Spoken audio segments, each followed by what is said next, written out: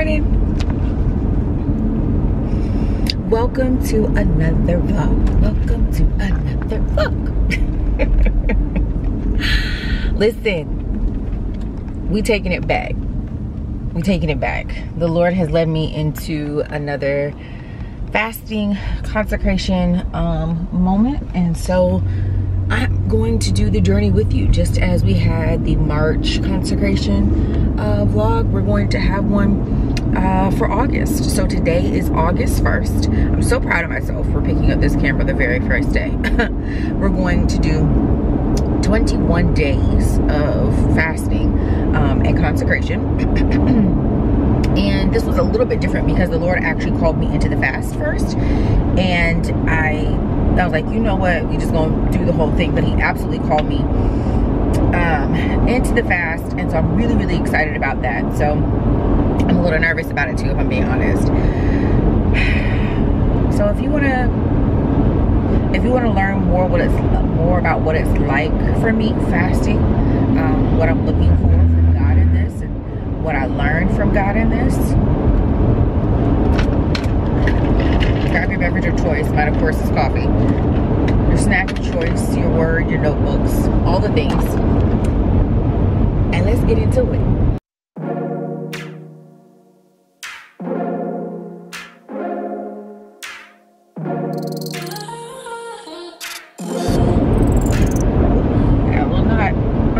I just separate a lock. I did. Oh no, y'all. I did. Hold on.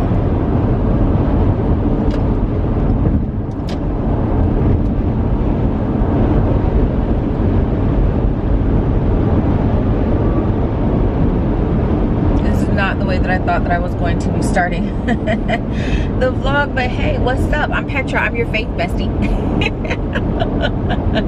And that means that I believe that the Lord has commissioned me to help you live life well. We focus our entire relationship back on God. It's God alone over here. We have a good time. We learn a lot together. We go on adventures together. But at the end of the day, our greatest and our sole focus is pleasing God and effectuating our purpose in the earth, which is to bring glory to God. And yes, I'm trying to fix this lock that I just royally messed with and did not realize that's what I was doing. So hey, we besties, right? So this is hair time. But I'm glad you're here. I'm glad you're here. If you're new, I'd love if you would like and subscribe, because I want you to be a part of the Pretty Crew. And the Pretty Crew is solely based on songs 4 and 7. But that's what Hey Pretty, the ministry that Lord gave me, is based on. And it just says, you're altogether beautiful, my darling. There are no flaws in you, which means that we are all beautiful at our core as the Lord has designed us. And so I'm calling out every pretty woman, every woman of God, every woman that is seeking him, pursuing him, to step into her rightful place of confidence and of wellness and of faith. And so I want you to be a part of the Pretty Crew. So like, subscribe, share the video with others. And if you're not new, welcome back, girl. What? Okay, I think we got it together. I think we're fixed. Okay, so I'm really excited. I'm excited that you're here. Like I said, this vlog is going to be, you know, there's gonna be some life learned in here, but I'm fasting. Today is my first day of the fast, and I'm excited about it because if you've ever done a fast, then you know that if done right, it brings you closer to God. You hear from him more because you have quieted the noise within your mind, but also around you. And so that's something that I am desperate to do. And when the Lord told me, hey, you're gonna have to fast, you're gonna have to restrict yourself a little bit here, I was like, yeah. I didn't even run from it, even though it's going to be very hard. I didn't run from it because I have found myself indulging in things just because it's accessible to me, but not indulging in God, and he's even more accessible to me. So that's backwards and unacceptable. And so here we are. So I am, from August 1st through August 21st, I'm going to be very focused on hearing from him. And to hear from him properly, I have to listen to myself less. I have to listen to everyone else less, which requires me being disciplined. So I have a couple of layers to mine. Mine does have a food portion. All of your fasting does not require a food portion. Okay, so that's just a thing. But for me, like I was saying, I have been overindulging, and because it's accessible. And so just eating what I want to eat when I want to eat, and that's just not acceptable, because I've got to be disciplined in all areas of my life. And so the Lord kind of brought that to my attention. He was like, you're doing a lot, and you put a lot of trash in your body, and it's starting to show up, one, in your weight, but also in your skin. I have broken out like crazy, but it is because I haven't been disciplined, and I've been putting trash into my body. And he was like, you don't have to stop that, because that body belongs to me. And so you got to become strategic about what you feed yourself, because understand this, you are the sacrifice, and he doesn't want a sacrifice that is not as healthy as possible. He does not want a sacrifice that has not been cared for properly. He wants a holy and healthy sacrifice, a worthy sacrifice, a worthy sacrifice. You feel me? And I was like, oh, got it. So first layer for me is food. So I am going to be having all fruits and veggies,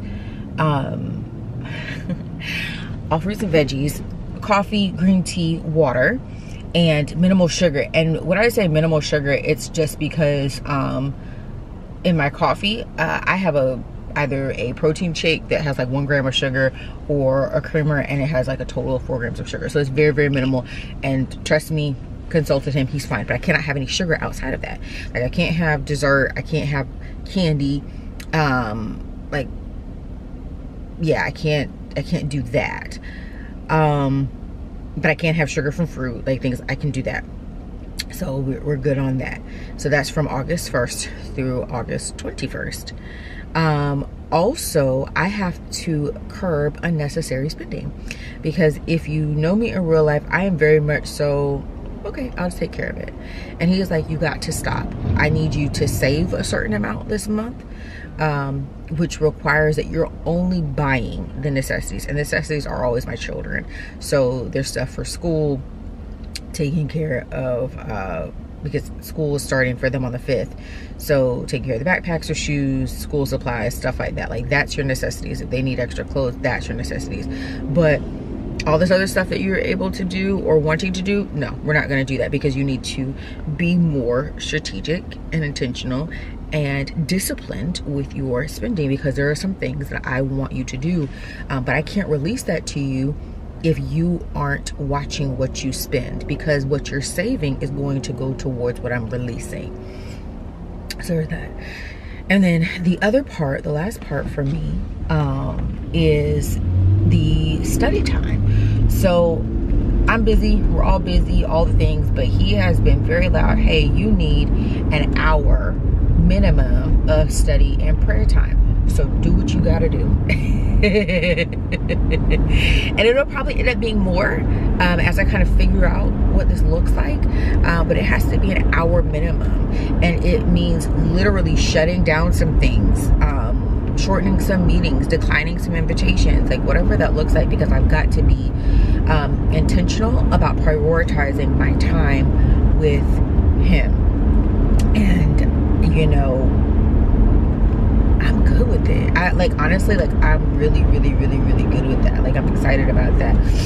I'm studying Isaiah right now. I've been studying it since July, and so I'm going to continue that study, and I'm excited about that. But my core scripture, just in general in this season, is Psalms 62 verses 1, 2, and 5. Psalm 62 verses 1, 2, and 5. And we'll put it right here for you, just so you'll know what it is that me and the team are praying as we're concluding this year and heading into conference, because for us, it's a God alone season. It's a God alone season. And so we're resting in him alone. That means that we only have expectation and expectancy of him alone. That we understand that he has the only response that is required. That anything that we do has to be focused on and prioritized on his list, that it is a God alone season. And it's a thing, because when you read those scriptures, it'll talk a lot about rest. And if you were at retreat with me, you know what rest is. Rest is not just sleep. Rest is resting from yourself to take on the responsibilities and focus of God, to get more intentional about how you're tapped in to him. And so I'm really, really excited about this, because it really means that there's nobody else. When you read the particular verses, it basically says, you know, wait on you because my salvation comes from you. That means that nobody else can deliver what we need to deliver. Nobody else can respond in the way that we need them to respond. It's a God alone season. And so being able to go into this fast is so special to me, because it tells me that the Lord is serious about me. To put this on my heart tells me he's serious about me. He's like, I need more time. I need more of your attention. And, you know, I love it, because we love when we're dating, when our person wants our attention. It's the same thing with God. When he wants our attention, it really is just showing his intentionality, his just being enamored with us. Like, I think that that's so special, and I love that. So I'm excited to do it. Is it going to be a little difficult? 1000%, because I got a lot going on.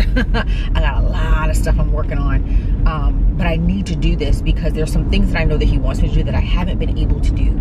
And in full transparency, one of them is writing my book, and I know that there's a book that I have to get done, but I have not been able to do it.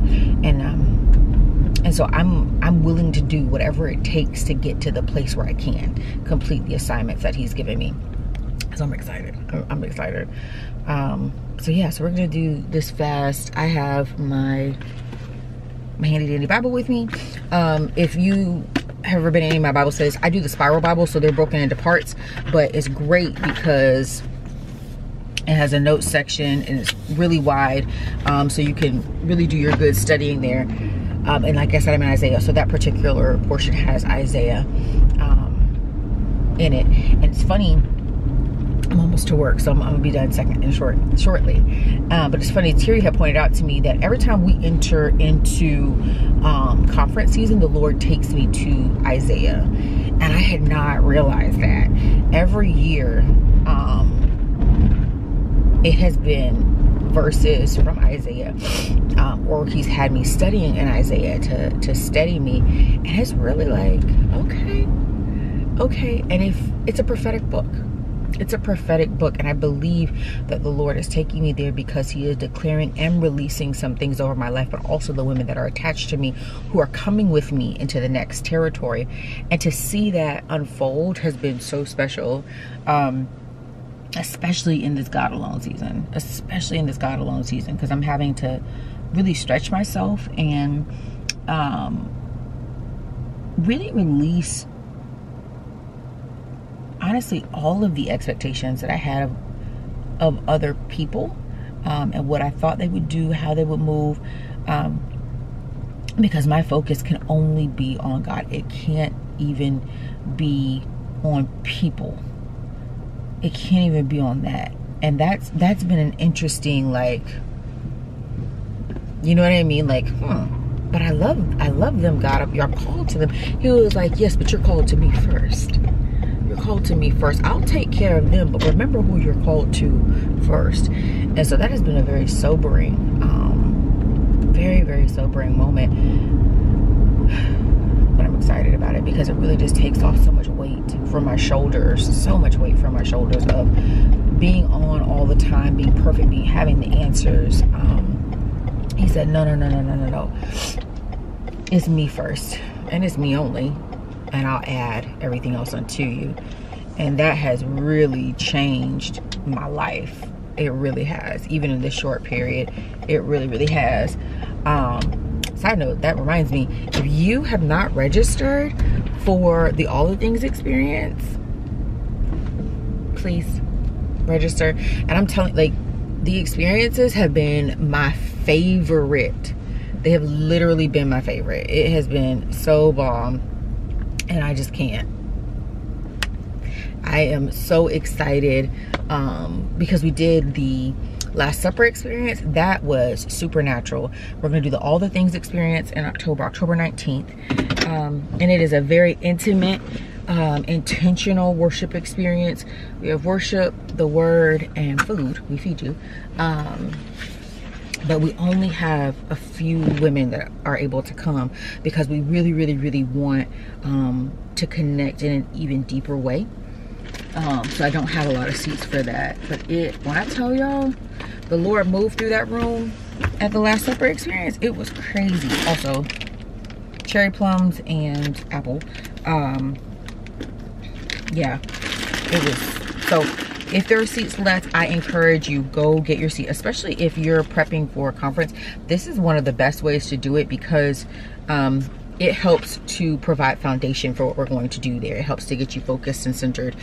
Just like the Last Supper, it was the overflow from conference. This is the preceptor to conference. So definitely do it. Even if you're not coming to conference, trust me, you want to do it because what happens in conference is a fire for the entire year. It is. But I'm at work. So day one, yeah, I'm going to be eating, studying. I'll see you later. Y'all, I gotta show you something. So by the way, it's been going great today. I had Brussels sprout salad from the restaurant and Hotel Elio. Chef's kiss. One of my favorite salads. It's so delicious. It has hazelnuts in it. Y'all, if you have not had it, you need to have it. It's delicious. But I want to show you something. I want to show you something. Hold on.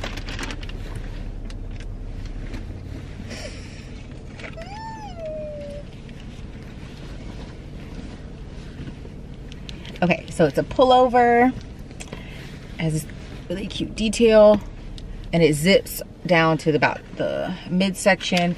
It's kind of ruched at the bottom, but this is the part. Look at this. Ah!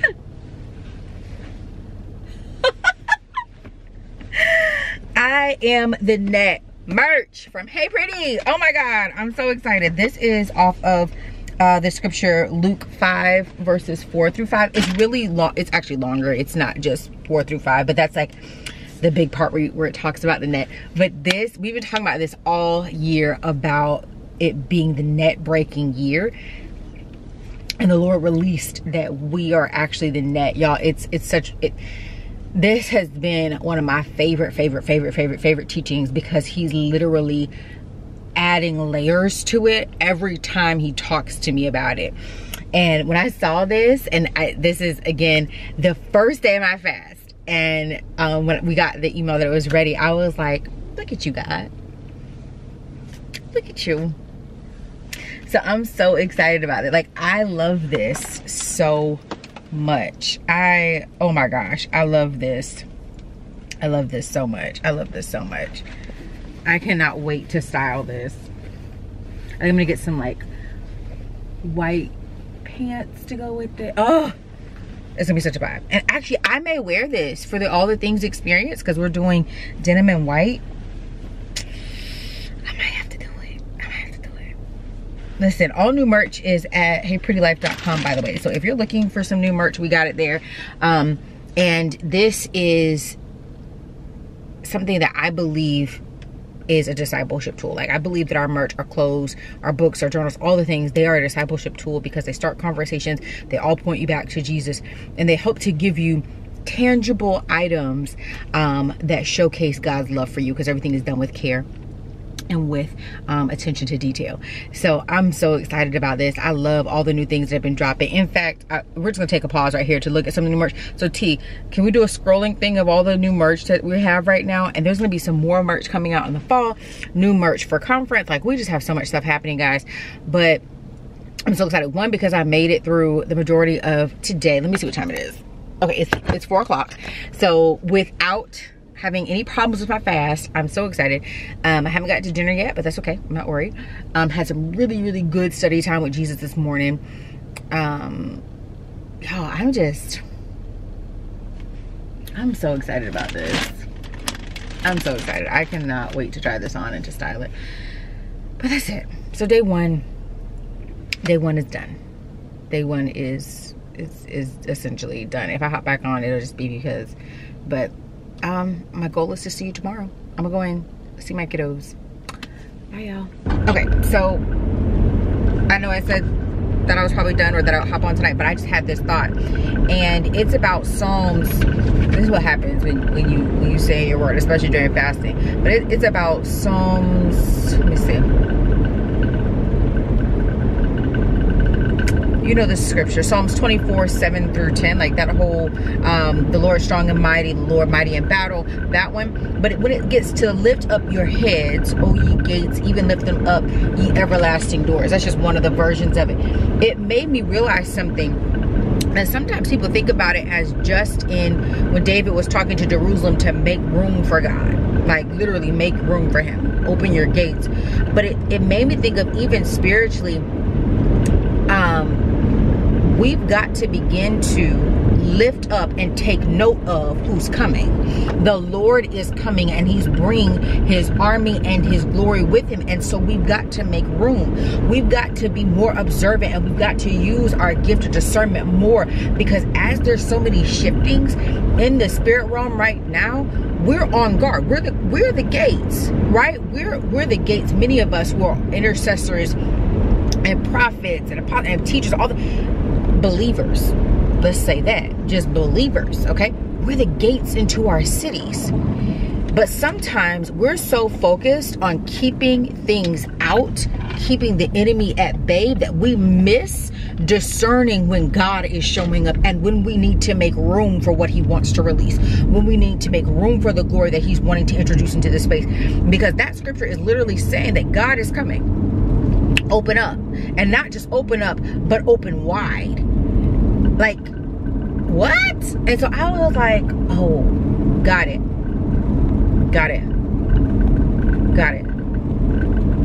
You've got to look at the duality of your position and your assignment. There's more sides to it than one thing.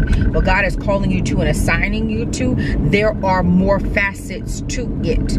We don't just have one thing to do.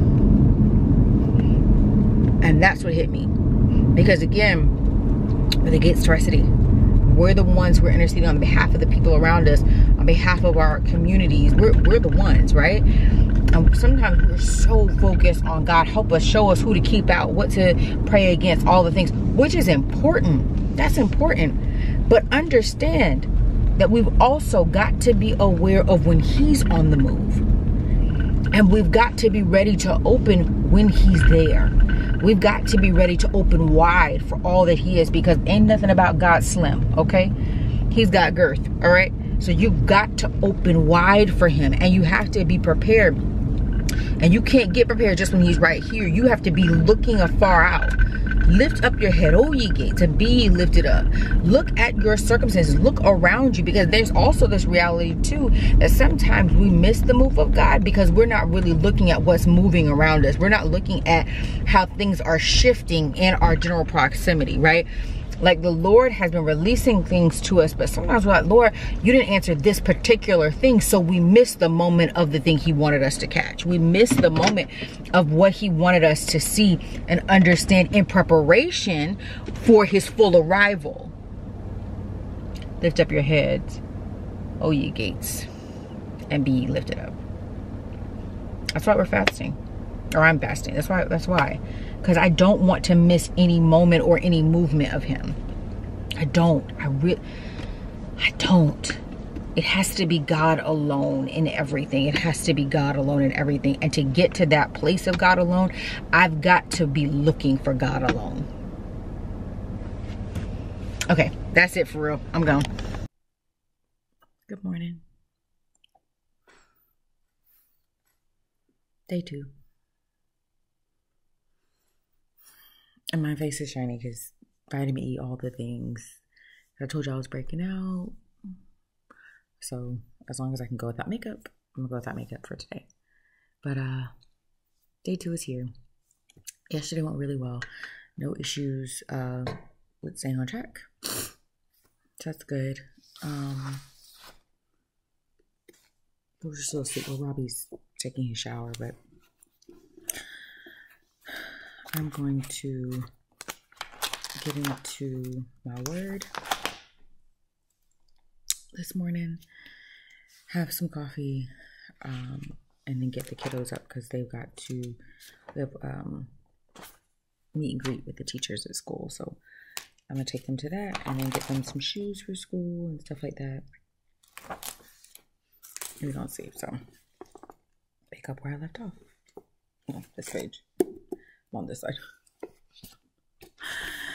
So I'm gonna spend some time doing that. I need to figure it out because Jack is actually asleep on the sofa. And I need, y'all know I need ice for my coffee. So I'm like, I gotta figure it out. I may be able to get it out of the door. I'm gonna see. I don't know. But time some little word date. Wait a minute. Hold on. I don't know if this is oil on my counter or what. It is not. Not work for me. Okay.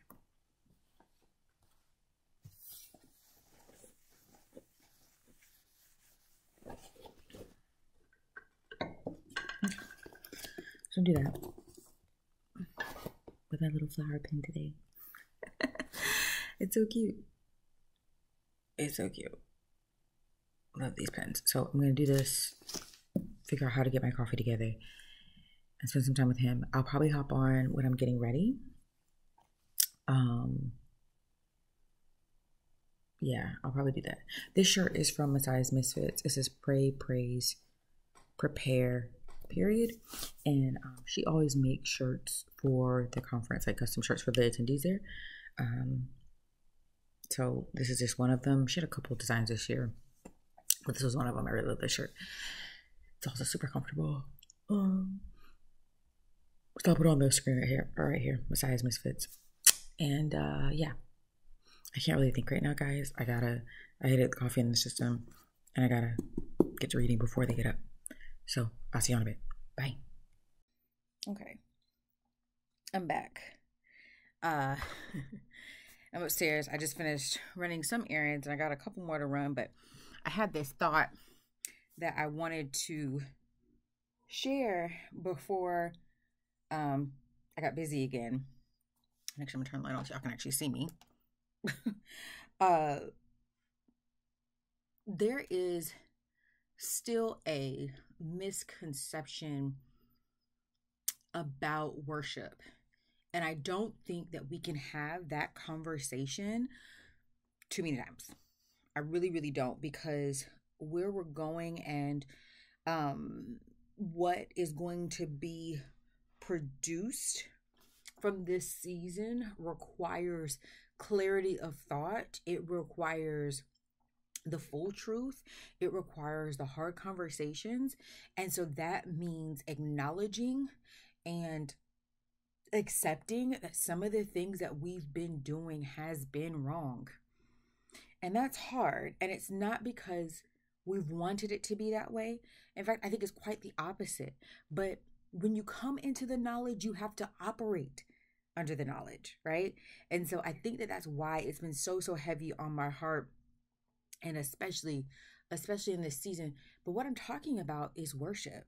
I'm really talking about how we've got to get to this place where we realize and we operate under the realization that everything that we do is worship. How we respond or how we don't respond, how we show up or how we don't show up, how we manage our finances, how we manage our households, how we work our jobs, how we engage with our friends, how we engage with our enemies, how we care for our bodies, how we read and study the word, how we sing songs of praise, how we parent our children, how we parent ourselves. Like everything that we do, how we clean our house, y'all. How we mow the lawn, how we wash our face, like everything that we do is a form of worship. We were created to effectuate His glory in the earth, His glory. That means that all that we do, all that we produce, and all that we release has to go back to Him. And it has to also be for Him. right? It can't be for our own glory. It can't be for our own gratification. It can't be for our own praise. It can't be for any of that. And so even in those small things, are you engaging God? Are you thanking God? Are you doing it as unto God? Or are you doing it as a task just because it has to be done? Have you considered that how you care for your home shows people how you'll care for them, which in effect also shows them your love for God, your relationship with Him, and how you're going to show up for them because of how He shows up for you? Have you considered the way that you maintain your friendships is your first form of discipleship? And we are called to discipleship, which means that you have to invest into it because God invested His Son. Have we considered that the way that we exercise, the way that we eat, the way that we pull away from certain things, like all of that matters because this temple is His, and we care for this temple because we house Him in it. And we don't want to house Him in something that is unstable, unhealthy, and can collapse.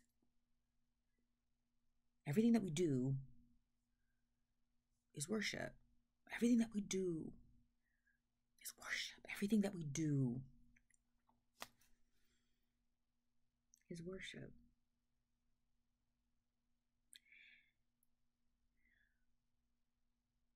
And I love it for us because it simplifies our focus. All we have to do is look for God in the thing. All we have to do is honor God in the thing. Anything else outside of that does not matter and is not a responsibility of ours. We don't have to impress anybody. We don't have to fix ourselves. We don't have to be a martyr for anything. All we have to do is search for God in everything and honor Him with everything. So you got to ask the question, am I honoring Him with my life? Or am I worshiping myself? Am I worshiping people? Am I worshiping money? Am I worshiping opportunities? Am I worshiping my own abilities? Because you'll know it by how you approach it. If you approach it with, God, are you here? God, how can I honor you with this? It's for Him. Because if He tells you it's not, you'll also walk away from it. But if you don't approach Him and engage Him before you even start the thing, it's for you. It's for other people. It's for the opportunities. It's for the status. It's for the money. It's because you worked hard. And I'm going to tell you a little secret. In the end, it will fall. In the end, it will fall. I don't care how big or how small it is. It will fall. There's a lot of good people that are doing a lot of good work in this earth. And in the end, it's not going to matter because it wasn't for God. We get complacent with goodness instead of prioritizing godliness. People are still moving out of their emotions. So-and-so did this, so this is what I'm going to do. I'm going to post this. I'm going to move like this. I'm going to remove myself. God didn't tell you to do that, and you're not honoring Him in that. You're not worshiping Him in that. You've built an altar to your own pride. And He's going to tear it down. Some of us are, well, I'm good. I do this, I give, I that, so I can still go and hang out with this person. I can still listen to this music. I can still watch these TV shows. I can still talk like this. I can still do that. And God is saying, just because you did the good thing does not negate the requirement to do the God thing. You've got to deny yourself. You're still saying yes to you, which means that you have not submitted to the process of sanctification. And we've talked about, there's another whole conversation I had about that. In fact, we'll put it right here so you can see the clip from it so you can know how to find it. But hear me. If you have not denied yourself, then you are not on the path to holiness. You are on the path to self-righteousness. Because I'm good, this is okay. Because I'm a good person, he's going to accept this. Because I'm a good person, I'm still better than them out in the world. That's not how this works. To truly worship God, you have to deny yourself fully, and you have to submit to the process of sanctification in the pursuit of holiness, and to take on the weight and glory of him. And it does mean that you're going to have to put yourself down, your wants down, and he will pick up your needs.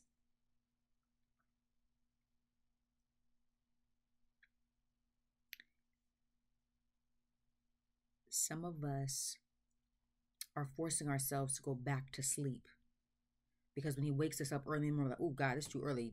I don't know why I don't know why I keep popping up, because the Lord wants to talk to you. Some of us are forcing ourselves back to sleep because we don't want to face the reality that we've created. Some of us are forcing ourselves back to sleep because complacency is better than work. Some of us are forcing ourselves back to sleep because we don't want to acknowledge that good is not enough. Some of us are forcing ourselves back to sleep because we have decided that, listen, I went to church as a kid. I had enough of that. It's too rigid. It's too structured. So I'm not going. I'm just going to have Jesus on my own. Let me explain something to you. Jesus was not alone. He had a group of people with him. He did not desert coming together. Y'all got to get up. Y'all got to get up. No place is perfect, but no human is perfect. So looking for perfection is what's going to get you in trouble. Look for the people that are pushing to be perfected, that they're submitting to the process, that they're choosing God above all else. And when you partner with them, when you come into community with them, then you'll all grow, you'll all stretch, and you'll begin to see God's face, not just his hand. If you want the glory of God, pursue the glory of God. If you want greater, pursue greater. We got to serve. We've got to serve in our churches. We got to serve in our communities. And we've got to serve like we're serving God alone. Not serving man, not serving our flesh, but we're serving God alone. Because when he comes for the remnant, it will be those that worshiped him with all of them. Every part of them belonged to him, and everything that they did, they considered it to be worship. They denied themselves over and over and over again just to be close to him. And because they denied their flesh, they will not be consumed.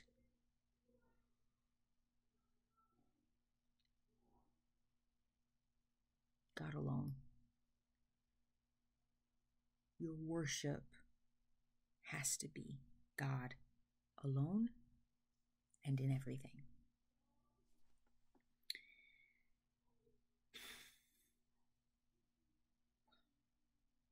Okay, I gotta run some errands, and then I have some meetings with some clients about some books. So, oh, and I think I have a mentee meeting.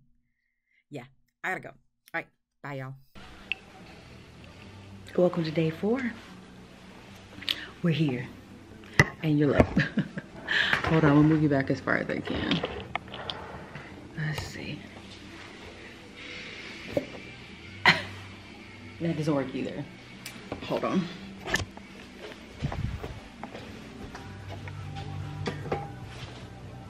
It's church day. So, I'm making Sterling a ham and grilled cheese sandwich. Sorry, those are boxes. We had some packages come in, but you still can't see me. Hold on. I don't know what's going on. Okay, so I'm gonna do some quick coffee, ice. I don't have any oat milk still, so we're doing almond milk, unsweetened. Because of course no sugar, or minimal sugar. And my Busy organic medium roast. It's a cold brew. It's one of the best there is. If you're gonna buy the pre-done cold brews. It's really good. And dairy-free oat creamer. No protein shake right now. I'm testing something to see if it was adding to my weight or helping me to lose weight, because I was on the scale the other day. I was like, I don't think I lost anything. It's weird. But it could have also been what I was eating. So.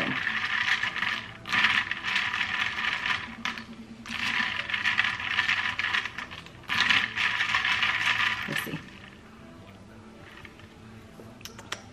Perfect. All right, let's go flip this sandwich real quick.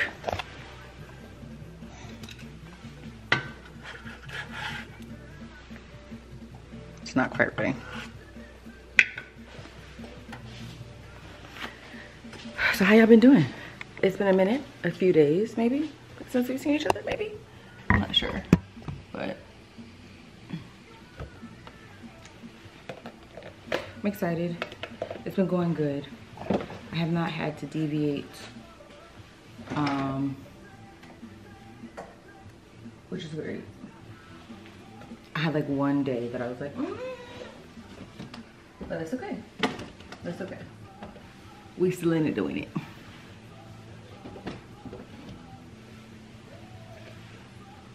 I think we're doing nectarine this morning. I'm so sorry you guys can't see me. That's so weird.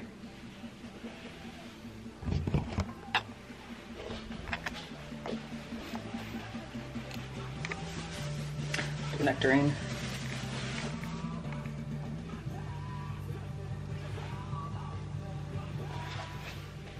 Well, let me get this stuff together. I'm gonna eat really quick and then we're gonna get out of here because I gotta be at church by 9. So I'll see you in the car.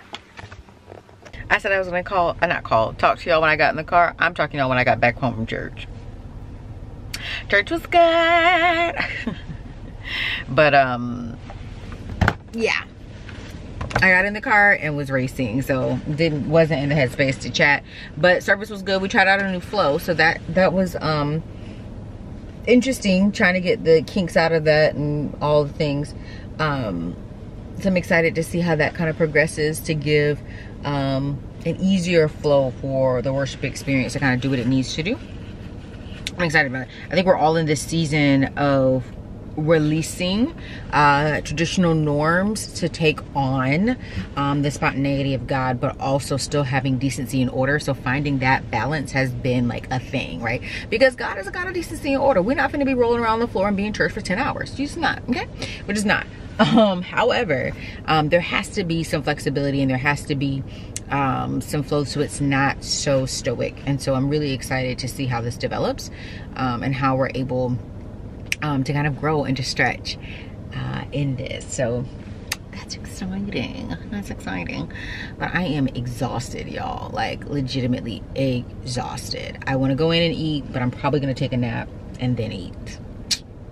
And there's a storm coming, so I'm gonna go inside before it picks up. Happy Sunday.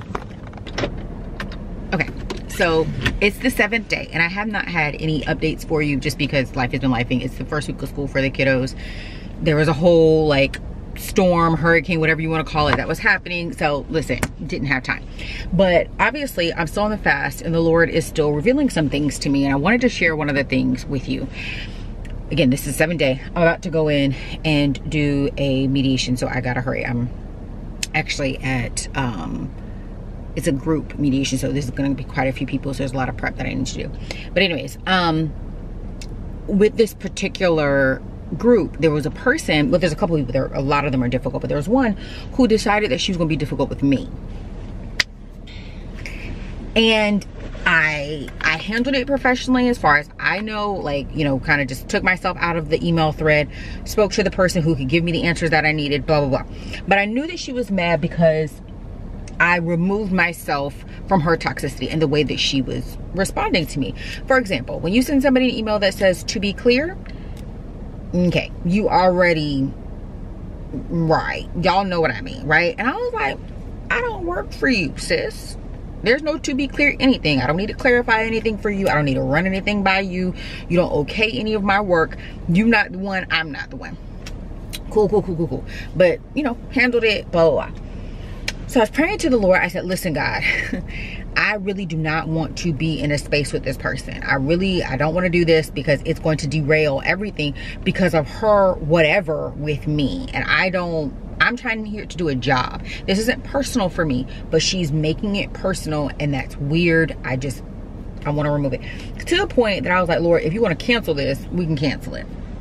Let me tell you the lesson that I just learned. Actually, I learned it yesterday, but I didn't have an opportunity to hop on. She sends me an email bright and early yesterday saying, hey, I'm no longer, there's been flooding at my house, so I can't get out. Is there a way that I can attend remotely? And immediately there was a weight lifted off my heart and my spirit, because I wasn't gonna have to be in the room with her. But immediately I recognized what the Lord was saying. Sometimes we're so focused on God completely shutting something down, completely handling somebody. Honestly, sometimes praying for their downfall. I was not praying for her downfall, but this is what I'm saying. Sometimes we do that. And the Lord is like, you don't even need to do that. You just need to be praying that they be removed. That they be removed. All this extra stuff that you're putting emphasis on is not even necessary. Just, they need to be removed from the table, from the room, from the setting, whatever it is, so that you can remain focused. Because it's you that's a problem. Because I was allowing my distaste for the way that she was treating me to derail me from the excellence of my work, from me showing up in the way that I show up to what I do. And the Lord was like, I don't even have to shut this whole meeting down. The meeting needs to happen, but I am going to remove her. I'm going to remove her from being in this space with you, but I'm also still going to allow her to see how you're going to show up and do this well.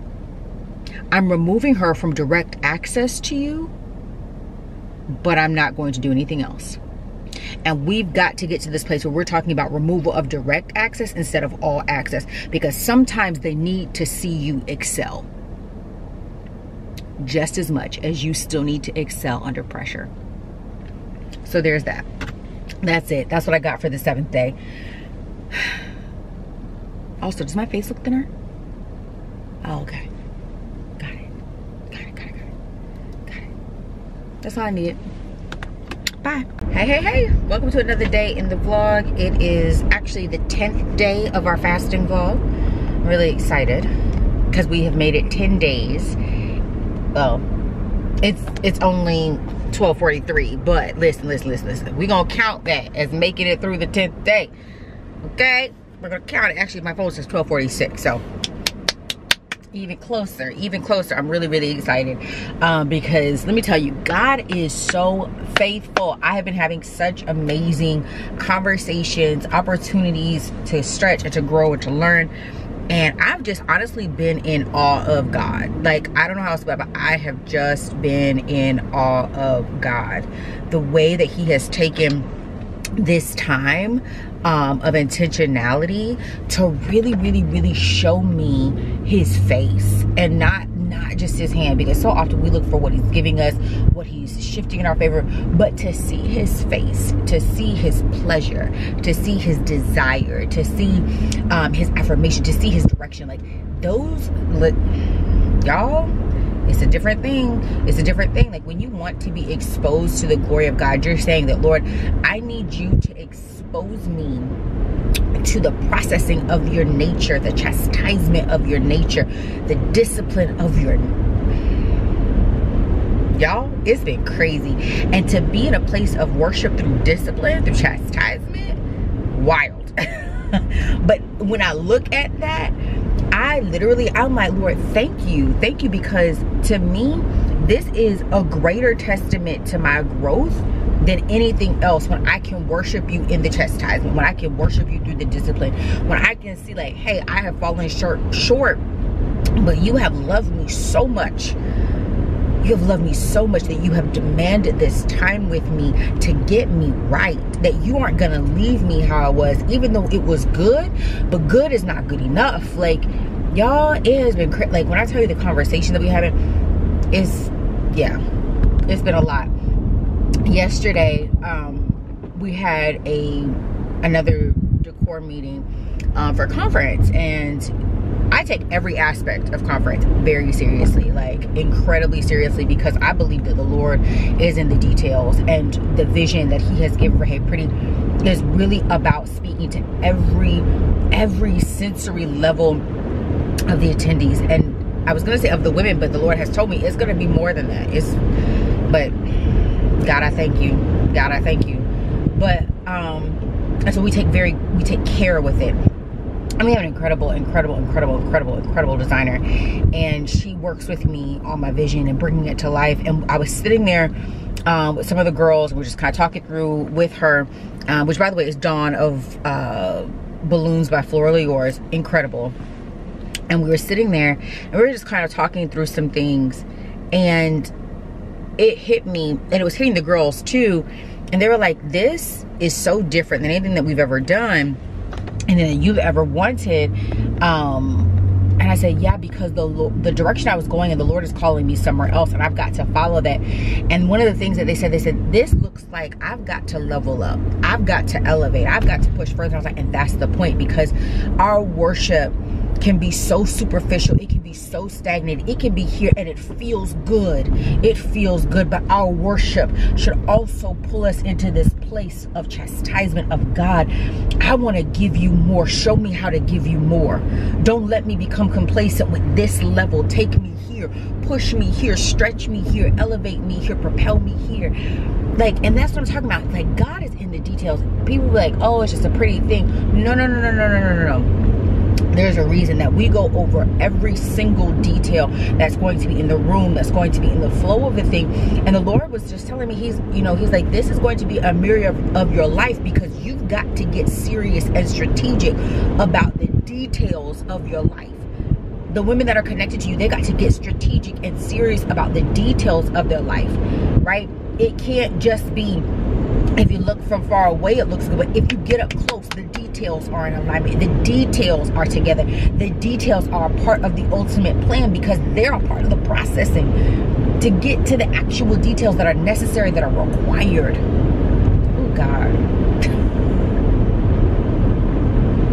That's the difference between costume jewelry and fine jewelry. That's the difference between luxury and everyday. Like, that's the difference. And that's why we talk about the luxury, the faith girl luxury that you've never ever been exposed to before. That's what we're talking about. Like, it's the details of the thing, that sometimes we have become so comfortable with the basic that we think that that's good enough. But God said, no, there's luxury to this, there's detail to this, there's care attached to this, there's structure, y'all, when I tell you this fasting has been crazy.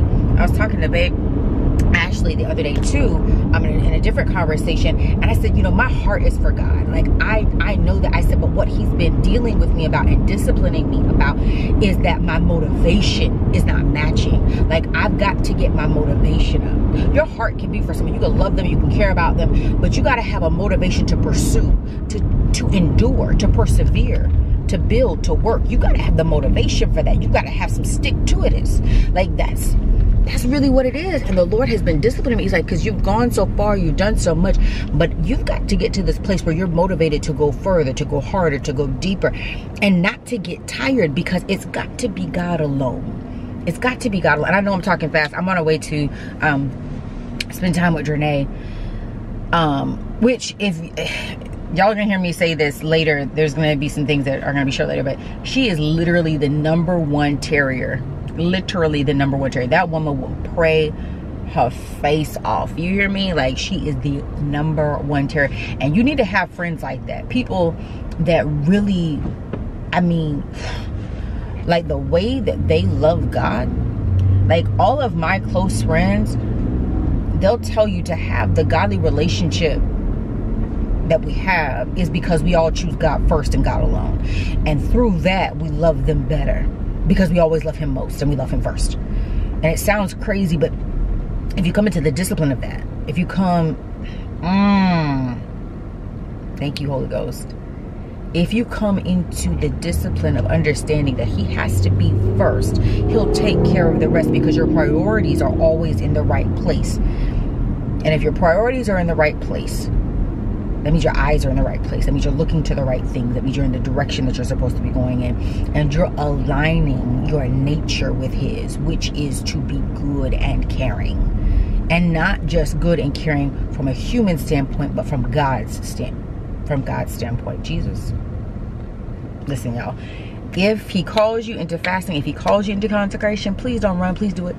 And one of the things I told one of my other friends this morning one of my conversations with her is before you go into your season of consecration or fasting, right, you have to ask the Lord what it is for, like what it is for, and also what you're to abstain from. Because sometimes it's the people, it's the places, it's the things, but there's also a direction for it. Why are you doing the thing? What are you supposed to learn in this space, right? Hallelujah. Lord, I thank you. Listen, we've got to get it. We've got to get it. We've got to get it. We've got to get it. We've got to get it.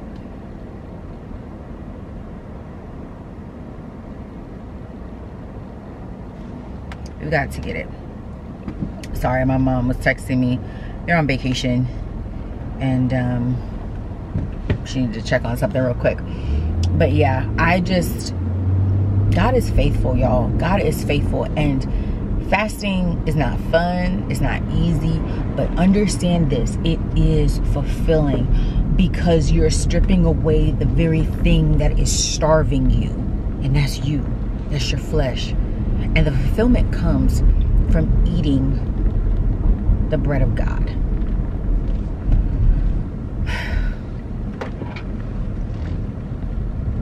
Anyways, we're at one of our favorite places. We're having lunch at Fresh Kitchen because we love Fresh Kitchen, and it also fits within my fast.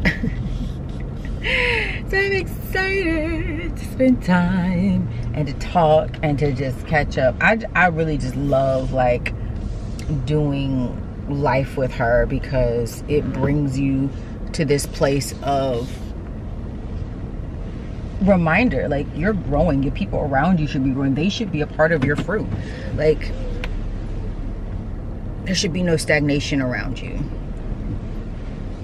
There should be no stagnation around you. And if there is, you're gonna have to begin to ask the questions, is this friendship or is this an assignment? Is it neither? Anyway, see y'all later. It's day 16. It's day 16. Woo, it's been a minute since we talked, but I'm here. I'm showing up.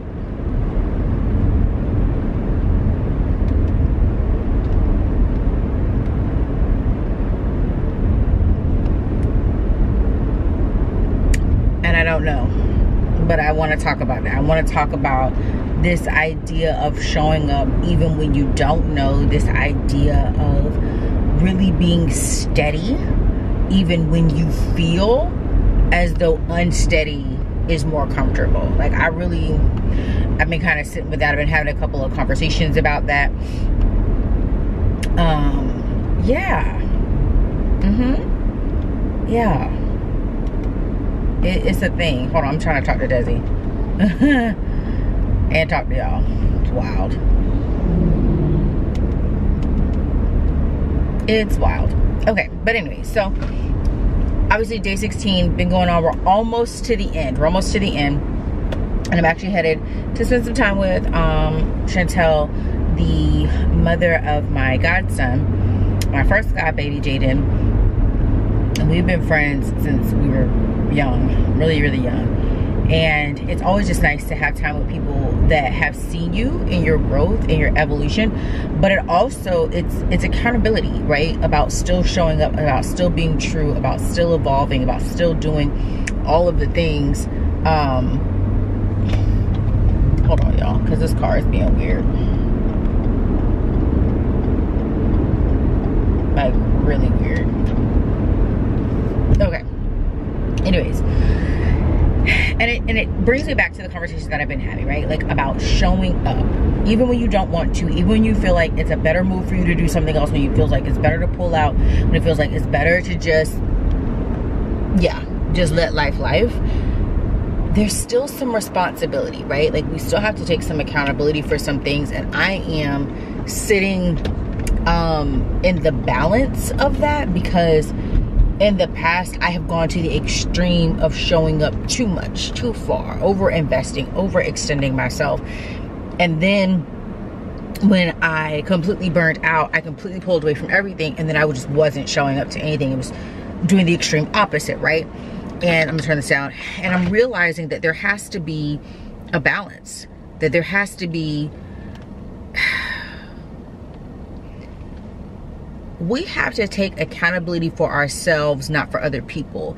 And when we do that, we're able to see the requirement of showing up, the requirement of being steady, the requirement of being steadfast, even when, again, it is easier to say, you know what, it's not going the way I want, it doesn't feel how I want it to feel, I'm out. But there is so much to be learned in the showing up, about yourself, about the situation, about the people, about the process. There's so much to be learned, and you'll miss it if you don't show up. And we're in this culture right now where a lot of people are jumping ship.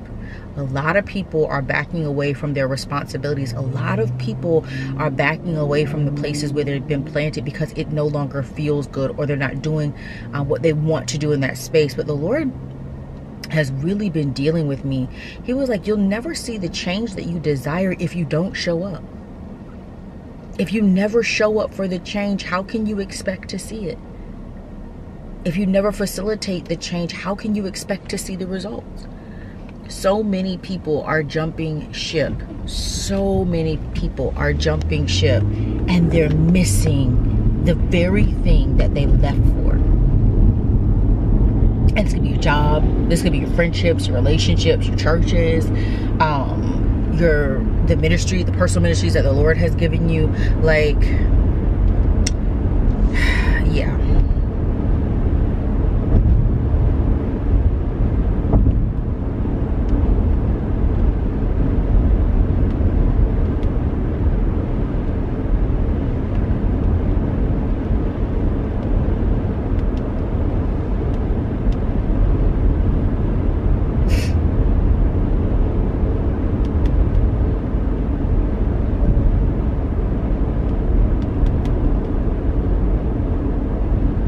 Sorry, y'all.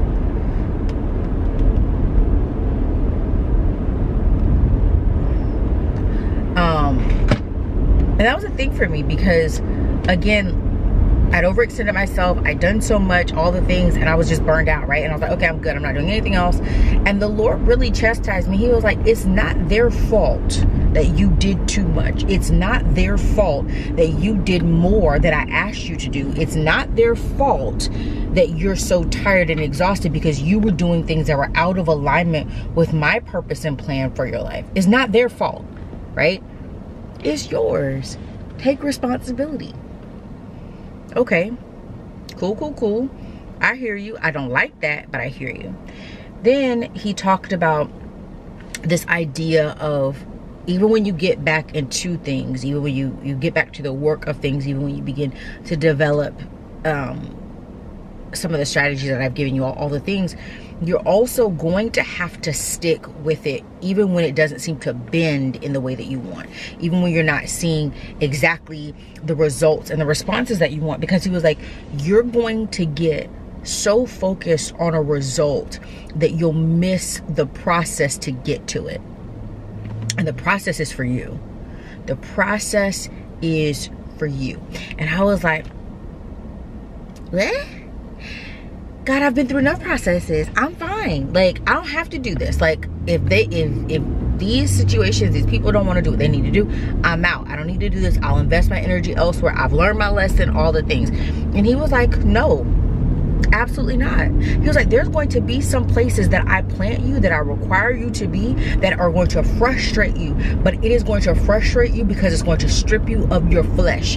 There is a frustration in the stripping. Even when, I'm gonna like snakes. Okay, I know none of us like snakes, but hear me on this. Even when snakes are getting rid of their old skin, there is a frustration. They have to do this. They have to writhe around a little bit. They have to go up against something to get it off. They've got to frustrate the old skin to get it off, right? And it's the same thing with us. There's got to be a little bit of frustration in the stripping, because our flesh is still running us. When we think that we can run things better than God, when we think that we can run things better than the leaders that he's ordained, when we think that we can run things better than the team that he's equipped us with, like,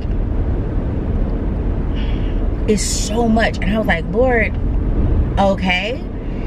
And then he began to apply it to my close circle, and I have amazing friends, and the Lord has been adding to it in the past 2 years. I am so grateful. But he showed me this. He said, right, but you didn't get here until you went through the frustration of stripping, but you had to stay the course. You couldn't walk away from the process of showing up for people that weren't meant for you. You couldn't walk away from the process of doing what I required you to do, praying for who I required you to pray for, investing who I required you to invest in. I mean, giving to people that will never give to you, that will never acknowledge you, that will never show up for you, that will never come to your stuff. But I called you to do it because there has to be a frustration in the stripping, because it can't be about them, and it can't be about the public applause and acknowledgement. It has to be about me alone. It has to be about God alone. The frustration in the stripping, the frustration in the stripping. And he said, and because you stayed the course there, I was able to send you the people that you really need in this season and for the rest of your life, who get you, who will ride with you, who will do the work with you, who will not just cheer you on, but they'll push you further, right? They will ensure that you remain accountable to the stripping. He said, but if you hadn't shown up, you would have missed them. If you hadn't sometimes asked them, hey, I just want to be your friend, you would have missed them. Because that was a thing too. I'm like, Lord, I'm good. I don't need anybody else. But there have been two or three very distinct people that the Lord specifically, you need to tell them that you want to be friends. And I was like, what? They should know that. They should know that. He was like, you're going to have to open your mouth.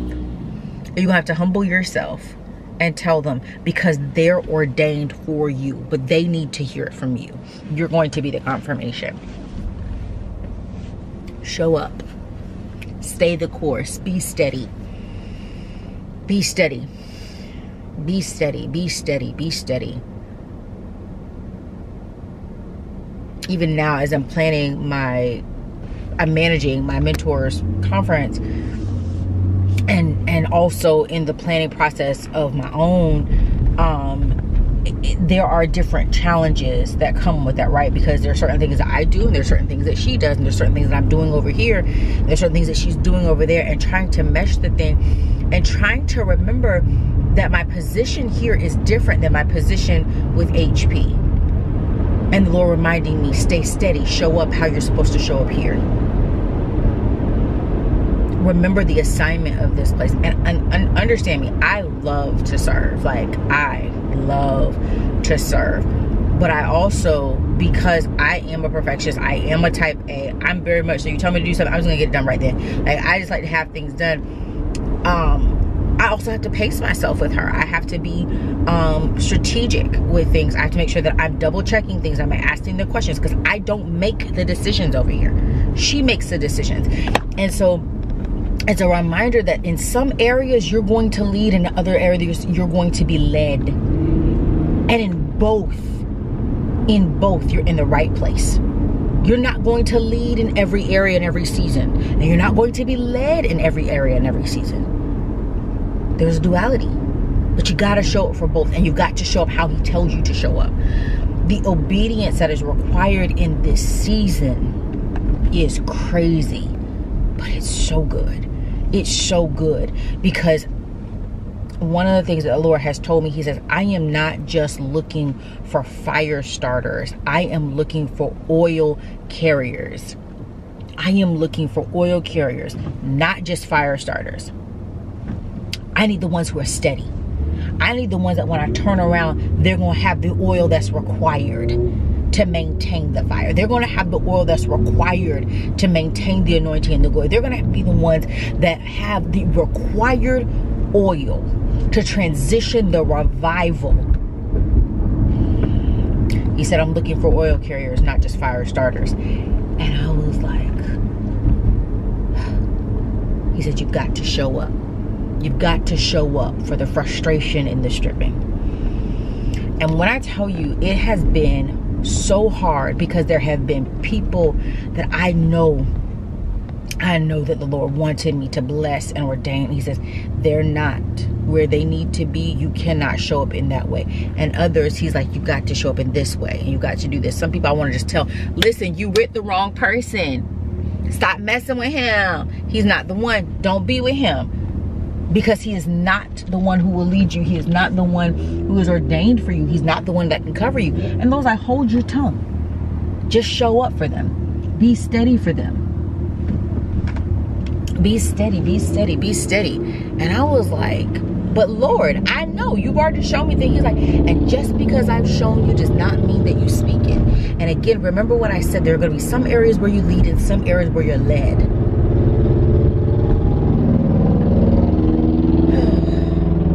And let me also say this too.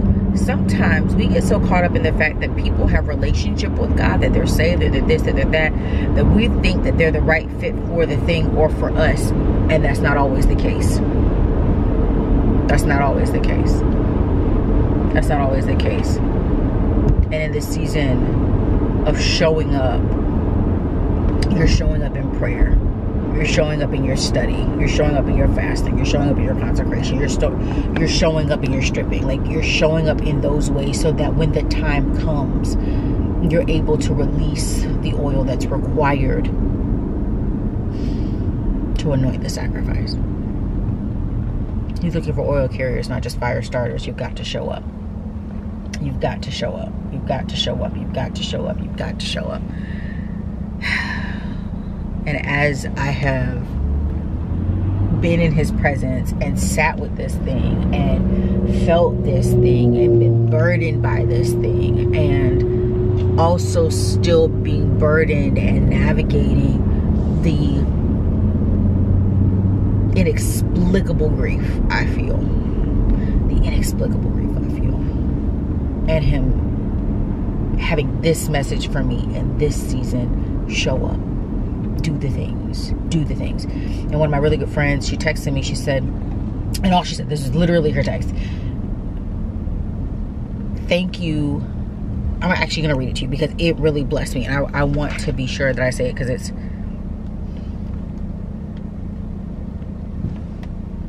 thank you for inspiring me to do all the things. I'm sending you love.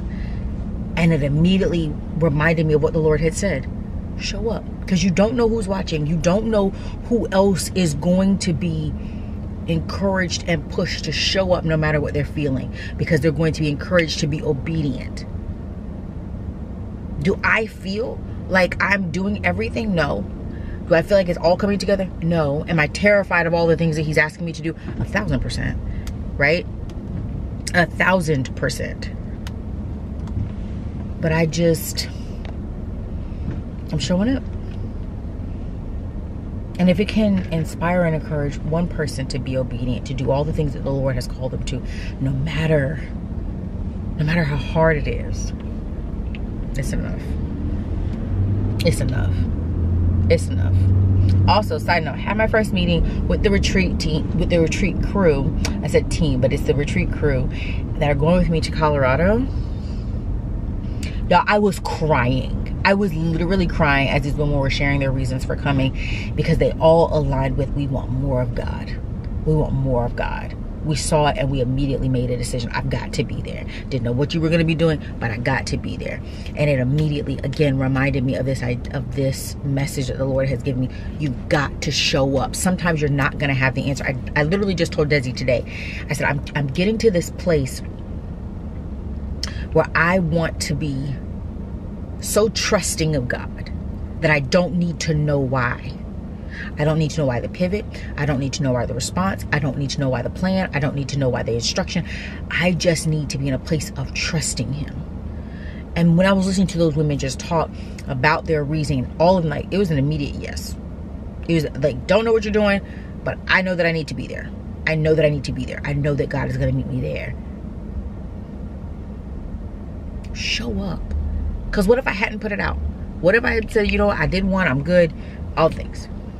Because I'll be honest with you, as much as I loved my time in Tennessee, my grief has ratcheted up in a way that I did not anticipate at all.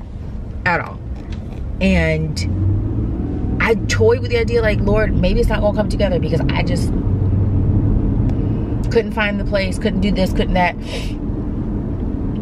But then I was like, you know what? We're going to do this. It is required. We've got to get this done. I just feel that it is required that we show up here, that we show up here, that we show up here. And I'm so grateful that we did, because listening to them, it was such a beautiful moment of the Lord affirming it wasn't for you. It was for them. Because I'm going to carry you. I've already responded to you. I'm going to carry you. Don't worry about that.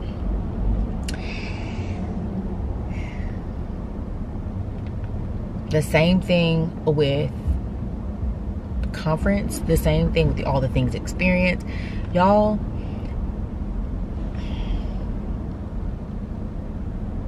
I'm showing up because he's already shown up.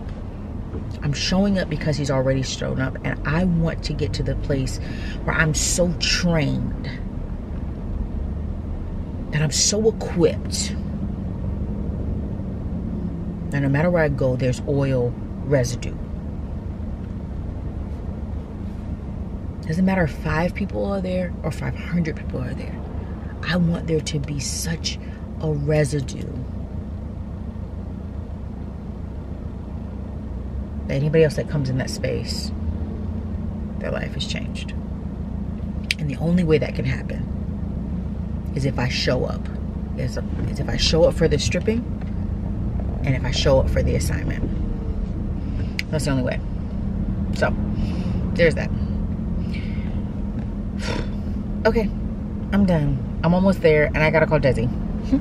Bye, y'all.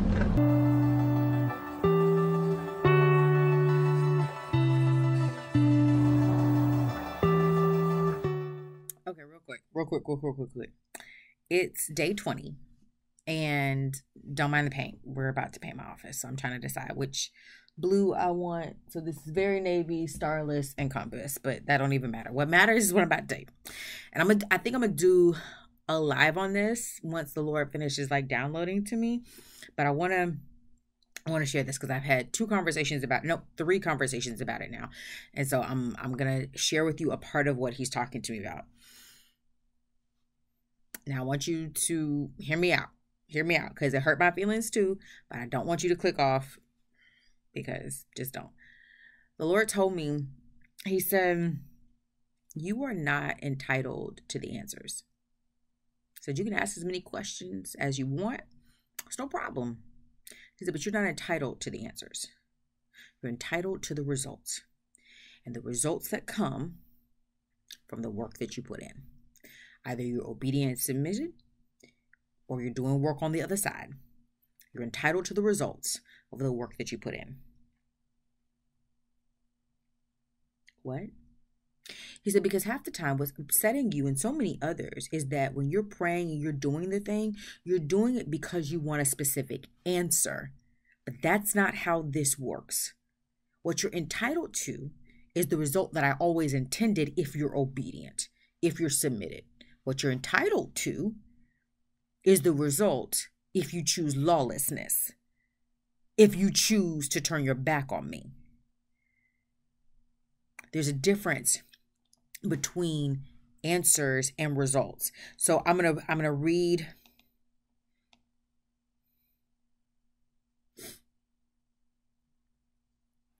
the definition of answer, okay? The definition of answer is a thing said, written, or done to deal with or as a reaction to a question, statement, or situation. The definition of answer is a thing said, written, or done to deal with or as a reaction to a question, statement, or situation. I want you to hold on to the word done, to deal with. Okay? Hold on to done, to deal with. Now, let's look at the definition of results. A consequence, effect, or outcome of something. A consequence, effect, or outcome of something. We like to conflate the two. We like to commingle answers and results. They are not the same thing. They are not the same thing. We want the Lord to hand us something. We want the Lord to bow to our will. We want him to do the thing or to deal with the thing. That's what we want. But the Lord is trying to get us to a place where we understand that the results, that's a consequence of our action. That's a consequence of us sticking to the plan. We're entitled to the results, not the answers. And I was like, whoa. And my feelings were hurt because I realized that when I pray, I start praying like, okay, cool. Now you can respond. You can give me the answer that I'm looking for. But he is like, no. There is an outcome. There is a consequence of your prayer. So I've told people this 1,000 times. And here I really want you to catch this because he's been dealing with me about it. He was like, listen, you'll pray about a thing because you want the Lord to release a certain thing to you, right? That's the answer. You want him to respond to you in a certain type of way, right? That's what you're wanting. But the reality is that we're not even prepared for the thing we're asking him to release. And when we realize that, we still pray, Lord, put me in preparation so I can have this. But what we're really saying is, make it so you'll give me this now. And the Lord's like, no. You have prayed for preparation. That means you have to go through the process of preparation so that the consequence or the results of your preparation is the release of the thing, because now you know how to manage it. If he were to give us an answer without us having worked for the results, we will mismanage it because we won't fully understand it. We're not entitled to an answer. He doesn't have to answer questions. Job 40, read the entire chapter. He basically tells Job, you running up on me, you running your mouth, you trying to critique me. Who are you to contend with God? Who are you? You can't demand answers from me. You didn't create me. I created you and the earth you stand on. I hung the stars in the sky. Who are you? And I was like, oh. Who am I? Who am I? I can ask as many questions as I want. You can ask as many questions as you want. But he is not obligated to give us an answer. But he is obligated to his word. And if his word says that a plan was set into motion before time, which it does, okay? A plan was set into motion before time, and then we were created for the plan. That means that his word was released in the plan. He's obligated to see through the results, not to answer us, not to explain it to us. I'll give you an example. When he told Abraham and Lot to leave, he didn't give them answers, right? He said, do this. And because they were obedient, they saw the results. They didn't get an answer of why are we leaving? Why do we have to leave our family space? Why do we have to give up anything? They didn't get an answer to that. There's nowhere that they got an answer to that. But they experienced the results because they were obedient. A lot of us are in a season where we're asking a lot of questions and we're expecting God to answer. He doesn't have to answer. And here's the thing.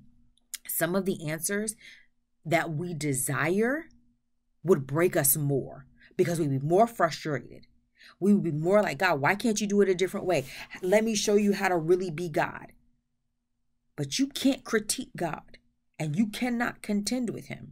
People like to talk about, was it Jacob who got his hip thrown out because he was arguing with the angel? He was arguing with an angel.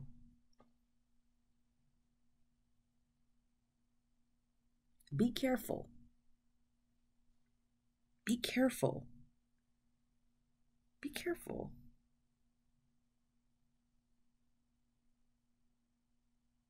Be careful.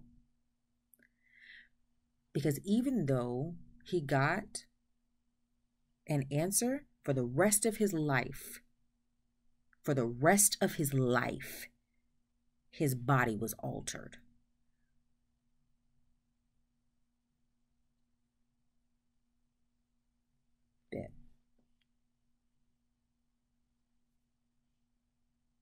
You hear what I'm saying?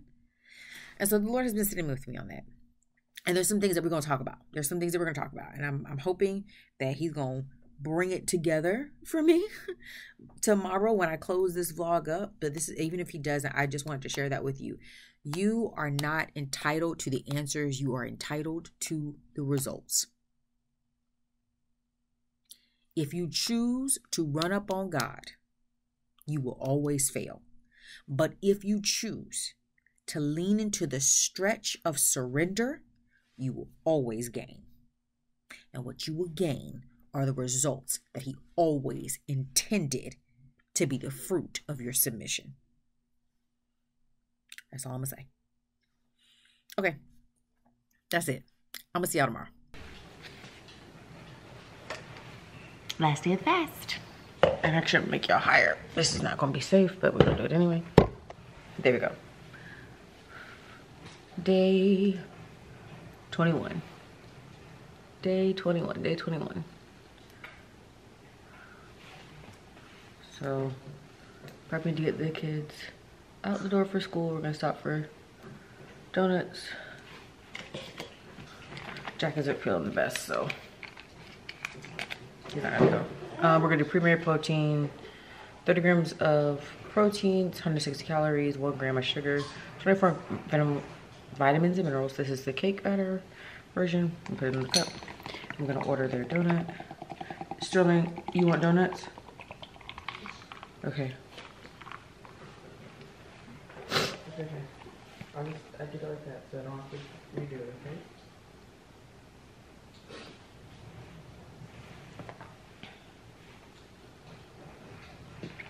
And then we're going to do Busy Cold Brew, the organic espresso blend. Fave. Fave. So we're just gonna put all this in, not adding anything to it, because of course we're not adding anything to it. Still last day of the fast. Where I take my vitamins.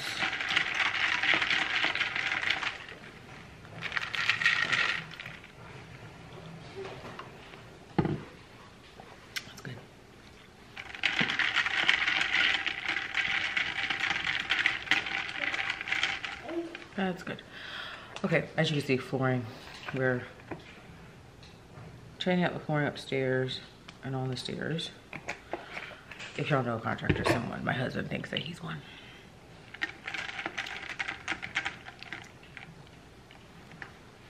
Okay, I'll see y'all in the car.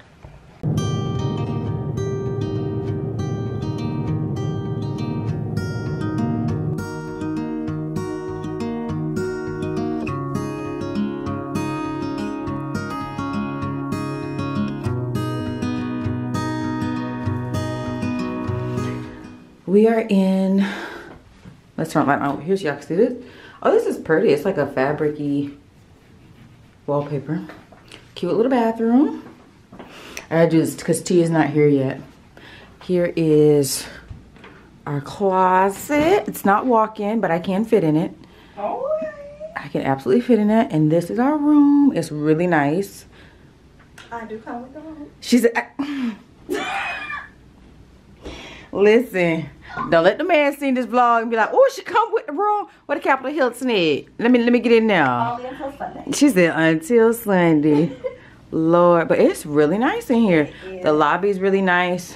And it smells very good. We got a little table, little seating area. I want to do a little bit of the outside for the people of God. Hold on. Let me not break nothing. Oh yeah, we're right in the middle of everything, which is really nice. Okay, y'all seen the bed, nothing to do there. But look at this, look how pretty it is. Okay, all right, so we made it. It's been a little bit of an adventure already. It's it does. I'm gonna move y'all back a little bit because y'all too close to my little face. There you go. It has been an adventure. I apologize if y'all hear the AC in the background, but you know where I gotta be.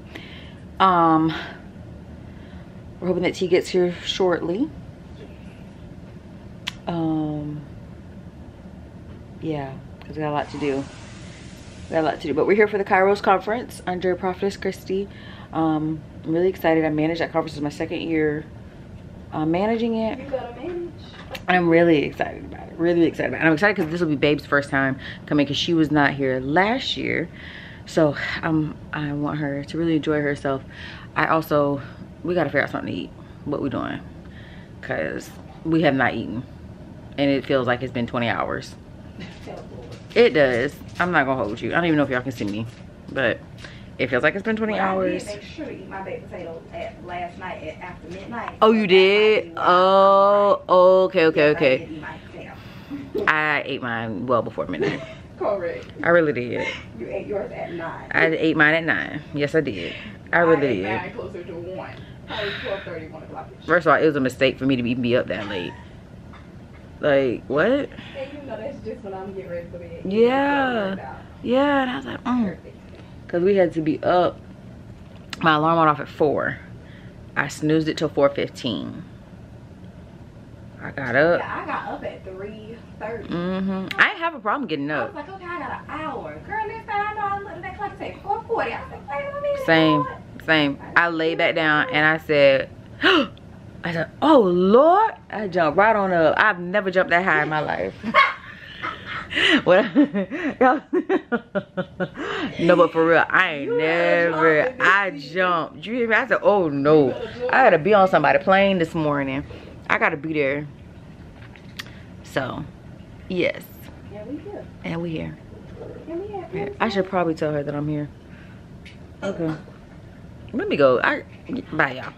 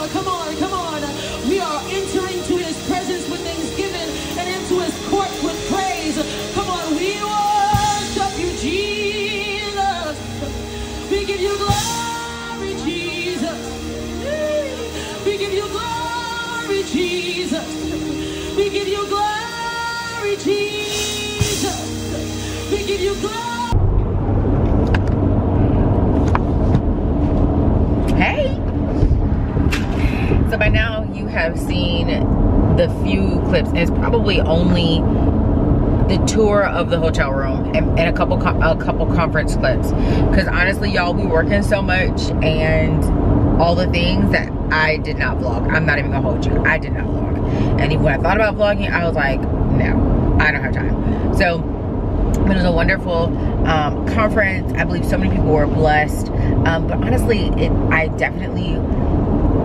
I do very much so enjoy what I do and being able to help others, and very, very specifically in the faith space. Like my really good friend Lakendra, who is our event manager, she does all types of conferences, all types of events, but I very much so am very, very sure that the Lord has called me to help faith leaders and to help them to build the ministries that they're called to, whether it be their conferences, their engagement practices, their services, like all of those things. Like, I believe that is a part of my calling. And it was so interesting to have that confirmed over and over and over again, because what you think is just administration, there's so much more to it when the Holy Spirit is able to guide you and show you the thing that others can't see, and to pull it together in the way that He has desired all along. Such a beautiful moment. Also a stressful weekend to get it all done. I'm not even gonna hold you. There was some hiccups, but that comes with the territory. And one of the things I told the Lord, I said, help me to maintain my integrity, help me to come out of this unscathed, because people will make up narratives about what happens and how you do the thing. And when I tell you the Lord covered me in every way, and everything that I did, the girls, because Ashley and T came with me, covered them. Like, there would, listen, no attack or retaliation or backlash from the enemy ever got a foothold, because again, this is God's work, and so doing it as he's called me to do was super important. Also, fall is here. So I'm not a pumpkin spice girl. I do like their pumpkin bread, but I get that year round, but that's not what I'm talking about. I am always so excited for the fall because of their apple crisp. Chef's kiss. What? And now they have an apple crisp shaken espresso. They did not have that before. They had the apple crisp macchiato, which I would get every time it came out. Now they have this shaken espresso, and y'all know how I feel about the shaken espresso. I get the brown sugar one, I get the hazelnut, love them, because it's a stronger coffee taste. It's not super sweet. They have an apple crisp one. Y'all, it's so good. It is the perfect fall drink, especially if you're not a PSL girly. Like, and I'm just not. I've tried to be. No, I don't know. Pumpkin spice is not for me, but pumpkin bread, 1000%. But to me, that's not just a fall thing. I can eat that year round. But this fall makes me think of fall. I also add the drizzle that they put on the macchiato, because apparently they don't do the drizzle with the shaken espresso, which I think is so interesting, but I add it to this and it's so good. It's a apple caramel drizzle, which you can see at the bottom. And so I shake it just to get more of that flavor into it. It's so good. So good. I'm gonna finish that. I have a cup of water, so all good.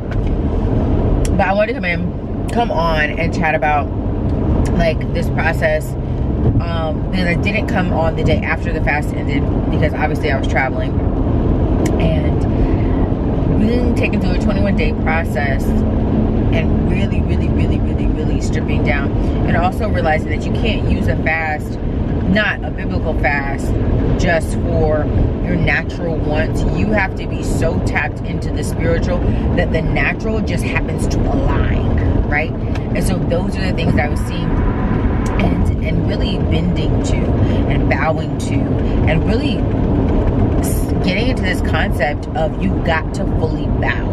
And it's interesting because I am absolutely that person that is submitted to God. Like, I want to do what God wants. But even this past weekend, because I believe what I had experienced during the fast and the quieting of my own mind and my own intellect, the Lord was able to show me, like, yes, you're submitted to me, but you're not bowing to me. And that was like, what?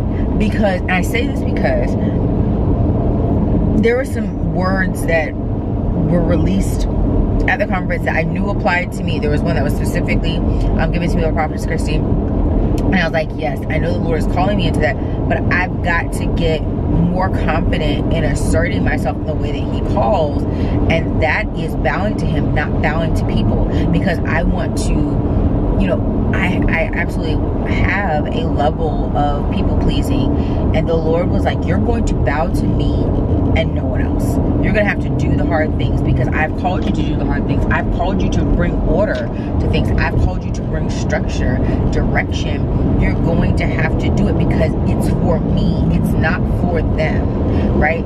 Also, the word was released about another gift that the Lord has spoken over my life. And it's funny because I've known it. One, I'm a walking testament of it, but also I've just had this recurring like spiritual prayer with God about healing and about what that looks like. But it was definitely prophetically shared with me that the Lord was releasing the gift of healing and supernatural healing, and that, like, being able to touch those and really release that. And so it was just a beautiful, beautiful experience all over. But the biggest thing, no matter how much stuff that people tell you that God has got for you and how blessed you are, when the Lord is in the background saying, yeah, I got that, but you've got to bow first, yeah, it brings it into perspective. And having done the fast really helped me to hear him and to know it was him immediately. Immediately. All that to say, it is also hard for me because my mom's mom is dying, and I found out. I don't want to cry. I'm trying to save that until I see her, because I can't take it right now. And so we've been told that she'd been declining last week, and we're just kind of praying, like, you know, Lord, your will be done. And they told us the hospice was going to come in, and I was like, I don't know if I can do this again, God. I don't know if and little granny did not go through hospice, so I want to be clarified, like, be very, very clear. It was a sudden death for little granny. This is painful in the way that it's not. It is not. And it feels like your suffering is even more prolonged, right? Little granny's was very pronounced. This Graham's was very pronounced, but this is prolonged, and neither feels good. So they now have the hospice, because they were telling us about it and all things, but it didn't start, and now it is there. And she can't talk anymore. She's not awake, but she can hear and she can feel. And so I landed this morning in Jacksonville a little after 9:30. Ashley drove me back to town. I got myself cleaned up and I'm back on the road. So we got home around 11:30. We got home around 11:30, and now I'm back on the road because I don't want to miss her. It will never go away that I missed Gramps. It will never go away. And if the Lord allows me to see Grandma Verna before she goes, I'm going to do everything in my power. I'm going to do everything in my power to be there. But I have called her. I have talked to her. But obviously, like I said, she can't talk back. So even if the Lord has made a decision that I will not see her before she goes, I'm at peace that she heard my voice and that she knows that I'm still her girl. But one of the things that was hard, and I say all that to say, because all of that is hard, right? I'm trying to keep from crying, so I'm not going to be on very long, is as much as I love this work, as much as I honor Prophetess Christy, as much as I believe that I'm called to serve her and God through that service, it is now very hard for me, because this is the second conference. It is her second conference, and it is the second conference where two of closest people are passing. One passed on conference weekend, and one is passing during conference weekend. And so the Lord was talking to me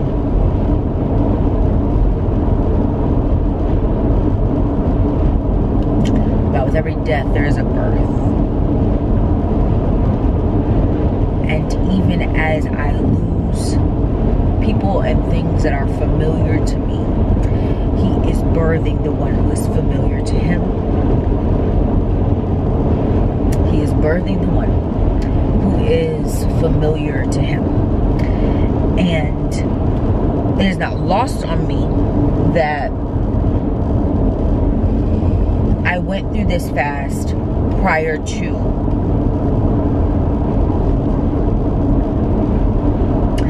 and my mindset is so different, and my peace is different, and I know that it was Him, because He told me, He said, with death comes birth. And again, you're gonna lose some of the people and the things that matter the most to you, and they're familiar to you. They're so familiar to you. They're comfortable to you. But what He's doing in me is He's birthing the one who's familiar to Him. God wants to know me, and I want to be known. And if that means that I have to be stripped of everything that is familiar to me, but keeps me from being familiar to Him, I'm gonna yield. And it's not because my grandparents don't love God, don't have a relationship with God, because obviously y'all already know they do. But I am very much a grandbaby. Okay, I am a grandbaby. Very, very, very much. Anybody that knows me, I am a grandbaby in every way. And whatever I can do, I do. However I can show up, I show up. And I will put them above other things sometimes, right? Especially Grams, especially, and not because she asked. And I think that that's what I really want to be clear here. It's not because people ask you to do the thing. It's not that. It's because your flesh and your soul desire to do the thing, but they are not submitted to your spirit to know if the Lord desires it. And again, I loved my grandmother well. I love my current grandmother, still living, thank you God, very well. But there are things in this season I'm going to have to go through to get to the woman that God is familiar with. I'm gonna have to break. I'm gonna have to bow. I can't be rigid. I can't decide for him. And that is the hardest lesson I have ever learned and am learning. And again, it's not because of them, it's because of me. And I'm not saying that he's transitioned, because that's not what I'm talking about. I'm saying I'm feeling this level of hurt. I'm feeling this level of despair.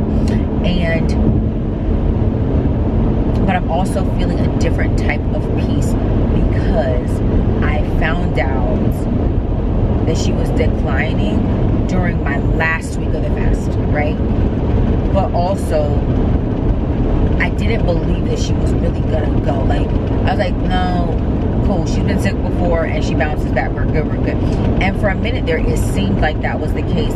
And then literally Friday,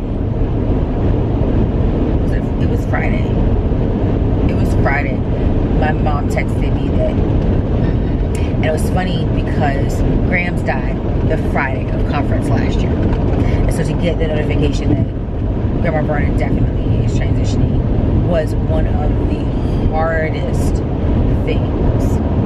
And the Lord told me, he said, I'm going to take what's familiar so I can birth what's familiar to me.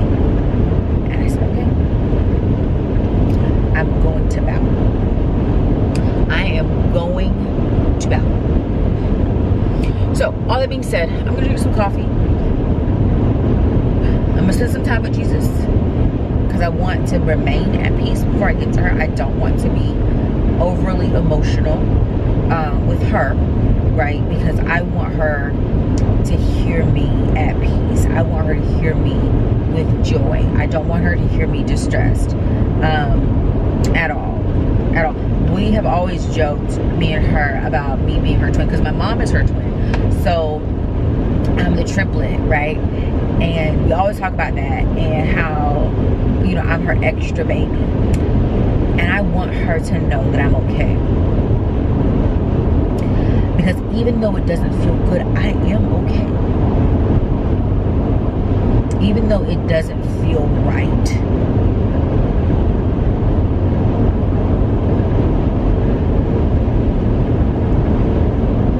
I'm okay. And I want her to know that. I want her to know that more than anything. So, all that to say, conference was amazing, but conference has a heaviness to it for me. But also, I'm thankful that God released some things over my life and into my spirit that I'm going to be studying. I actually took notes. Okay, you're going to start studying these things so that you can be better equipped, so you can understand the callings, the anointings, and the giftings on your life, and the people that you are purposed to. So that's